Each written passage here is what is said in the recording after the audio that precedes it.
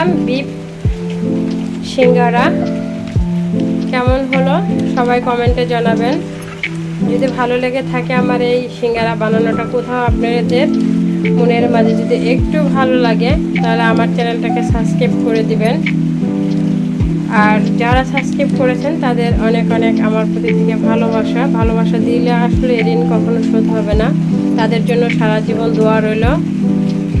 আজকের ভিডিও এই পর্যন্তই। ভালো থাকবেন সবাই, আমার জন্য দোয়া করবেন। আমি আপনাদের সকলের জন্য দোয়া করি। আল্লাহ হাফেজ।